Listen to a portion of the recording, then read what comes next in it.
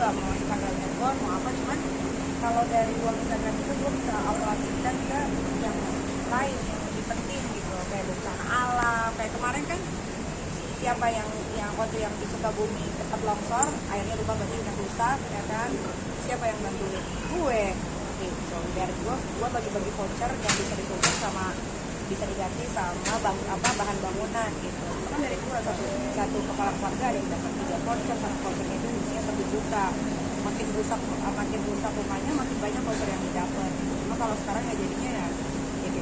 Tapi dengan banyak ada nggak klien yang bilang apa Ada beberapa, tapi gue selalu bilang sama klien gue sabar dikit ya gitu. Saya kalau di posting Pak, semua orang yang bekerja sama gue tuh orang-orang baik, jadi mereka bisa memaklumi dan mereka bilang apa di posting di second account aja, tapi gue nya nggak mau. Gue bilang sabar dikit lagi gitu. Adanya second account ini jadi kan nurunin rate atau gimana? Rate sama aja, nggak ada yang turun. Itu kan soal SP3 kasus sama Dipo. Iya. Mungkin gimana nih?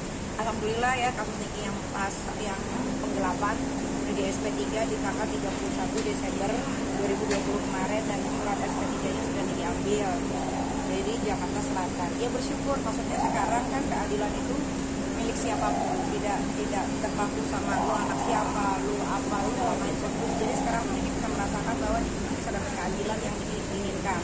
Kayak kasus penggelapan juga kan itu sebetulnya agak sulit untuk dibuktikan gitu kan, karena dulu pun sempat Niki ditelepon dibilang katanya mendapat apartemen, ditungguin berkali-kali pun nggak datang. Mungkin mereka pun agak sedikit takutnya pas sudah kesana malu nggak ada apa-apa kan, padahal kalau mereka kesana CCTV bisa diambil segala macam ya kan, itu kan bisa terang-terang. Tapi kan Niki selalu ngikutin prosedurnya aja bagaimana. Tapi akhirnya di 2021 awal Niki dapat berita suruh datang, Niki pikir ada kasus apa lagi nih, disuruh datang ke Polres Jakarta Selatan kan, ternyata dikasih surat SP3. Ya Niki bahagia sebenarnya, terima kasih Bapak Polisi juga sudah menangani kasus ini dan diteliti dengan baik, karena mungkin ini pelajaran ya, yang kasus pemukulan KDRT kemarin pun kan kalian kan bisa dengar sendiri sidangnya itu terbuka kan, tiga-tiganya saksi pun tidak ada yang melihat, padahal di BAP isinya mereka semua melihat dan berani bersumpah. Tapi ketika di pengadilan memang rasanya beda, ketika kita duduk di tengah-tengah depan Pak Hakim, Pak Mitra, ada Niki juga, ada pengacara, ada jaksa pun, itu rasanya akan berbeda. Dan akhirnya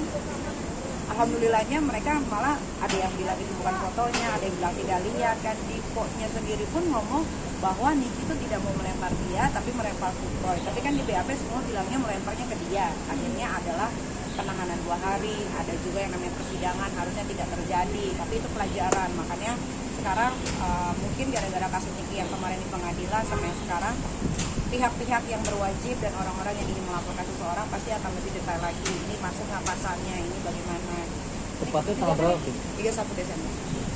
Ini kan kasus lo yang sama Dipo ada beberapa artinya lo memenangkan, bisa dibilang Menang semua, ya. dua sama perceraian pun menang semua. Nah itu bagaimana mungkin ada Kalau gue udah nggak mau tahu tentang kehidupan dia ya, dia mau apa, dia mau bagaimana gitu. Kalau gue sekarang lebih ke fokus ke anak, ke pekerjaan, ke bisnis, ke keluarga, itu aja. Dia mau hidupnya bagaimanapun terserah. Komentar soal kejadian pesawat. Iya. Gimana sih lu melihat keluarganya terutama? Gue semalam baru nonton sampai nangis-nangis tersentuh-sentuh ya. Maksudnya 2 tahun yang lalu kita pun pernah 2018 ya kalau nggak salah, Lion Air pun sempat jatuh di tempat yang sama, cuma mungkin kalau Lion agak sedikit mundur, ini lah yang lebih maju. Gue lihat puing-puingnya yang besi yang segitu kuatnya bisa terpecah belah, berarti kan memang meledaknya kan dahsyat. Ya apa ya bencana kita nggak bisa tahu ya, kapanpun kita naik pesawat yang mahal pun kalau memang harusnya terjadi ya terjadilah. Cuman ya mungkin kita sebagai manusia harus bisa lebih prepare lagi kali ya. Yang nggak tahu ya, ini kayaknya alam lagi marah atau apa, tiba-tiba ada COVID, di tengah-tengah COVID ada longsor, di tengah-tengah longsor ada banjir, banyak banget gitu. Jadi ya mungkin kita harus balik lagi ke diri masing-masing, introspeksi masing-masing aja sih. Viral itu kemarin sebenarnya udah diramalkan sebelumnya sama Alah dia mah ngeramal gue aja salah mulu. Gue paling benci tuh sama ramalan-ramalan kayak gitu ya, maksudnya dia pasti lagi besar kepala nih yang ramal gitu. Dibilang katanya wah pas nih ramalannya nih si mbak-mbak itu kan. Kata gue itu kebetulan aja sih, soalnya gue pernah ketemu langsung sama dia, gue maki kok dia pernah. Karena dia ngomongnya selalu ngasal gitu kan. Minta maaf sama gue disensi waktu itu.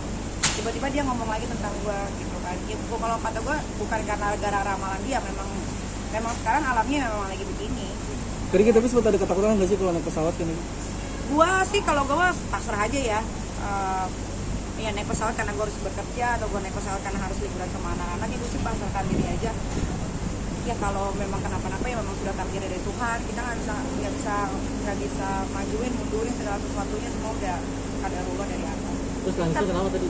Biar sedih gue ngelihat yang bapak-bapak akhirnya kehilangan 3 anak 1 istri. Terus ada juga yang suaminya baru lahiran, anak istrinya dia harus pamit, anaknya juga meninggal, karena kan semua nggak ada yang selamat gitu. Mungkin kayak buat pelajaran lalu kan banyak banget nih orang-orang orang-orang kaya di luar sana gitu ya, kalau naik pesawat itu terpisah sama keluarganya. Lo melakukan hal itu juga nggak? Gue nggak pernah terpisah sih, gue selalu bareng-bareng. Makanya gue kalau mau pergi itu selalu gue tuh siapin pertama apa? Uang. Nah karena kalau lu pergi nggak ada uang, dia nggak bisa ngapa-ngapain. Kedua, gue selalu naik pesawat yang memang buat gue merasa gue nyaman di pesawat ini, walaupun mahal tapi tetap akan gue beli gitu. Kayak gitu sih. Terakhir doanya pernah Iya, ngalamin terakhir. kejadian-kejadian waktu kita naik pesawat? Naik pesawat gue malah pernah dari atas muter lagi. Pernah Jakarta Singapura waktu itu. Udah mau mendarat tiba-tiba nggak jadi, kita balik lagi ke Jakarta, tapi untungnya nggak kenapa-napa. Terakhir kan ini doa untuk keluarga korban. Doanya semoga keluarga itu ditinggalkan, diberikan kesabaran, keikhlasan, ketabahan. Ya ini bencana, kita nggak bisa juga yang gimana-gimana. Terus buat yang jadi korban semua, semoga usul khotimah ditempatkan tempat terindah di sisi Allah Subhanahu wa Ta'ala. Nih. Nih soal statement dokter Tirta dong, artis-artis yang cuma pakai facial